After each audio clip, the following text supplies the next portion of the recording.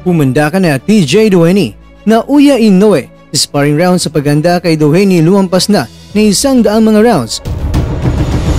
Duhaime biglang napikon sa katanungan ng Japanese media sa kanya.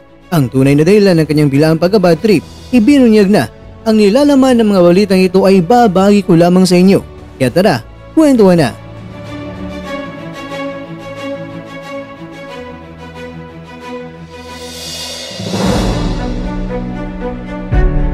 Ang undisputed Super Bantamweight World Champion ay nasa top condition na. Yan ang matinding revelasyon ng promoter at manager ni Inoue na si Hideyuki Iwashi. Ngayong Martes, September 3 na po kasi ang laban nina Inoue at ni Duhaime naggaganapin sa Ariake Arena sa Tokyo, Japan. Kaya naman, ibinunyag nila na itong si Inoue ay umabot na ng 101 total rounds sa sparring. Hindi napigilan na nasabi ni Iwashi na talagang itong si Inoue ay sobrang ganda na sa paparating na laban. Kung ating matatandaan, ang Team Inoue ay nababahala sa diskarte ni Duhaime na pagkatapos na makuha ang timbang sa Super Bantamweight ay biglang lulubog agad ang katawan at nadadagdagan ng mahigit 12 kilograms. Kaya dito na sila nababahala dahil kung medyo naalarma nga sila kay Luis Nery na mag-overweight kaya talagang binabantayan nila. Pero kakaiba itong si Duhaime mga kakwento dahil kahit anong bantay nila ay wala silang magagawa dahil walang problema ang ginagawa ni Duhaime na nakukuha niya ang weight limit sa Super Bantamweight. Pero may diskarte siyang biglang bibigat ang kanyang timbang. Kaya doon na medyo nag-alala ang Team Inoue dahil kapag ganito, may kakayahan si Duhaime na saluhin ang suntok ni Inoue dahil malaki ang kanyang timbang at madadagdagan pa ni Duhaime ang lakas ng kanyang suntok. Kaya siguro tinawag itong si Duhaime na The Power. Samantala, pagkatapos naman ng public workout ni Duhaime ay nabigyan ng pagkakataon ang Japanese media na na-interview nila si Duhaime. Sinasabing interview, walang ibang binitawang salita si Duhaime na kontra kay Inoue. Pinapanatili niya ang kanyang pagiging gentleman. Kung tutusin ay pinupuri pa niya itong si Inoue kung gaano ito kagaling sa ibabaw ng lona. Tinawag pa nga ni Duhaime si Inoue na all-around boxer na kaya niya i-handle ang lahat ng mga sitwasyon sa loob ng lona. Pero alam niyo ba mga kwento na ang pasensya niya ay biglang naupos ito dahil may katanungan ng media na hindi nagustuhan ni Duhaime. Naitanong kasi ng media na sa nakaraan itong si Duhaime ay nakaharap niya ang dapat talaga na kalaban ni Inoue, si Sam Goodman. At sa laban nila ni Duhaime at ni Goodman ay pinabagsak ni Goodman itong si Duhaime. Pero nakatayo pa si Duhaime at natalo siya by decision. Hindi napigilan ng Japanese media na nagbigay sila ng prediksyon na si Duhaime ay hanggang round 3 lamang ito kay Inoue at maglulupay-pay na ito sa ibabaw ng lona. Kaya dito na nabatrip si Duhaime at sinabi niya na wala akong pakialam kung ano man ang pinagsasabi nila. Kahit marami mang mga taong nagsasabi na heavy underdog siya sa laban at talagang suntok sa buwan na manalo siya kay Inoue. Pero alam niya sa sarili niya kung ano ang kanyang kakayahan. Kung sa nakaraang mga laban niya ay puno siya ng mga motibasyon na manalo, lalong-lalo na raw ngayon na apat na mga korona ang nakataya dito na matagal na niya itong pinapangarap noon pa man. Hindi niya talaga palalampasin ang pagkakataong ito. Kaya abangan nilang lahat sa gabi ng laban kung sino ang kamay na itataas pagkatapos ng laban.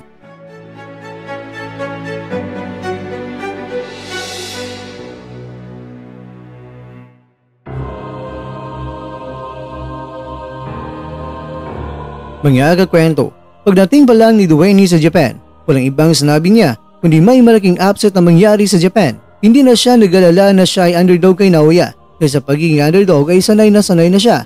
Ikaw kukwento, naniniwala ka bang kaya na ma-upset ni Duhaime si Naoya o di kaya ay siya na naman ang gagapang sa ibabaw ng lona?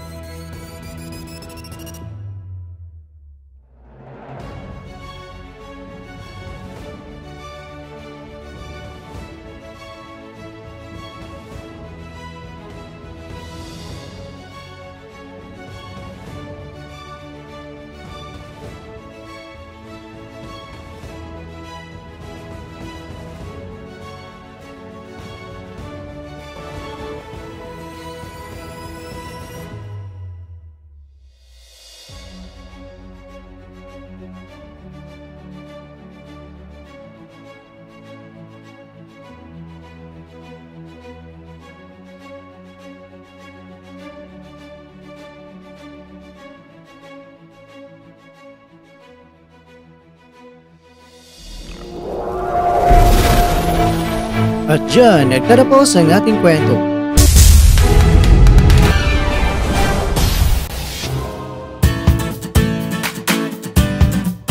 Maraming salamat mga kakwento sa inyong panonood.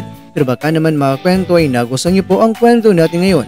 Baka pwede niyo po akong mabigyan dyan ng like, subscribe at pa-click na rin sa bell button. Pero bago tayo matapos mga kwento ay syempre, shoutout po muna tayo dyan sa ating mga kakwento. Kay kakwentong Ildefonso D. Guzman, kay kakwentong Cornelio Gumapa, kay kakwentong Juben Keno, at kakwentong nanonood ngayong shoutout sa iyo dyan. Bueno, hanggang dito lang po muna ang ating kwentuhan at abangan niyo lang po ating susunod na video. At dito lang po yan sa isang channel na kung saan maaaring ito'y mga kwentong di pa na kwento sa inyo.